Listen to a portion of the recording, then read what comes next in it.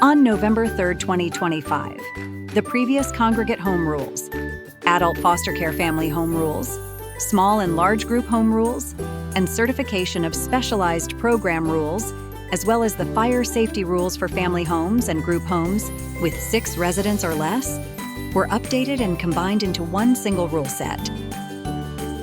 The goal was to create a single administrative rule set for adult foster care facilities, authorized under the Adult Foster Care Facility Licensing Act, Act 218 of 1979. The objective was to create administrative rules to be uniformed between all AFC facility types, unless circumstances otherwise justify a distinction between them. Let's discuss some of the highlights of the new AFC licensing rule set.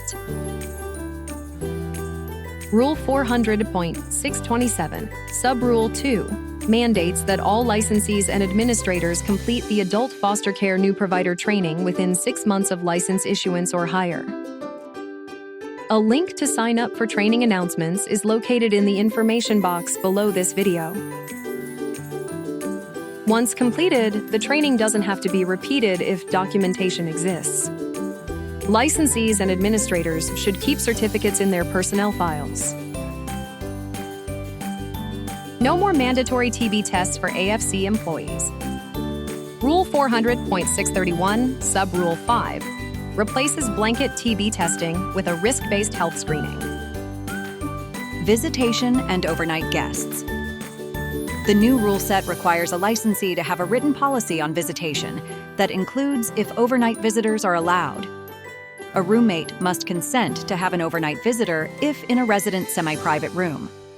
Overnight visitors are considered occupants, so the home cannot exceed its licensed capacity or occupancy capacity. Rule 400.629, Sub-Rule 2, allows licensees to employ 16 and 17-year-olds as direct care staff and count them towards staff-to-resident ratios.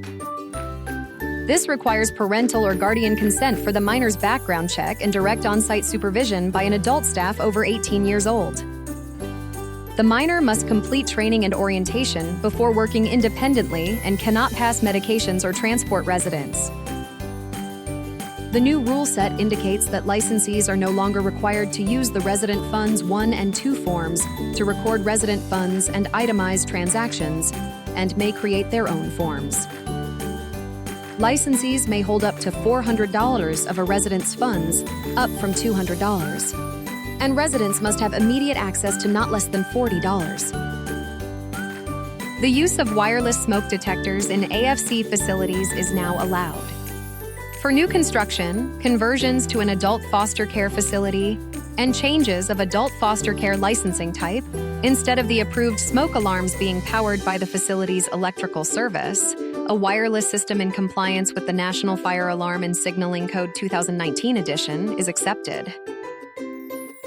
Like group home licensees, family home licensees will now need to provide in-service training or make training available through other sources to direct care staff.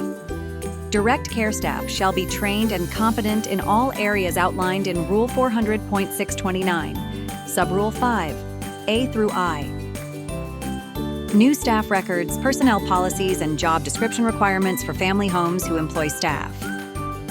Like group homes, family home licensees must maintain a record for each staff that contains all of the following items outlined in Rule 400.639, Sub-Rule 1, A through I.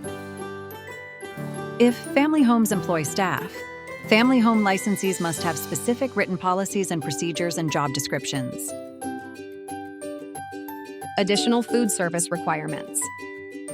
Rule 400.665, Sub-Rule 7, requires that when food is removed from its original packaging and stored, that it be clearly labeled to identify the prepared or opened date, as well as an expiration or discard date. The discard date must be no more than 7 days on all perishable foods that are opened, or if food is prepared and held at safe storage temperatures. The day of opening or day of preparation must be counted as day 1. Licensees are now required to ensure residents have access to various hygiene products. These items are indicated in Rule 400.677, A through D. New admission and discharge requirements for family homes.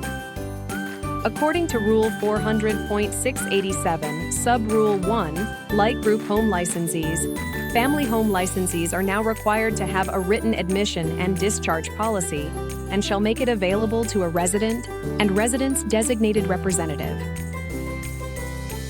A link to the division's admission and discharge templates are located in the information box below this video. Rule 400.661, Sub-Rule 3, now allows residents to bring in their own bedroom furnishings instead of the licensee-provided furnishings listed in Sub-Rule 1 of this rule. Additional means of egress requirement for family homes. According to Rule 400.725, Sub-Rule 5, Light Group Homes, family homes that accommodate residents who regularly require wheelchairs, must be equipped with ramps located at 2 approved means of egress from the first floor. Updated nutrition standards. Rule 400.663. Sub-Rule 4 and 7 replaces the 1980-era guidance with up-to-date dietary standards. Meals must follow the dietary guidelines for Americans 2020 to 2025, the same federal nutrition standards currently used in healthcare and school programs. Menu records only need to be kept for 90 days instead of 1 year. New quarterly training requirements on fire alarms, fire protection equipment, and the Emergency Preparedness Plan. Rule 400.619. Sub-Rule 7 and 8 requires AFC staff members to be instructed and retrained upon hire and quarterly per calendar year on the operation of the fire alarm and other fire protection equipment.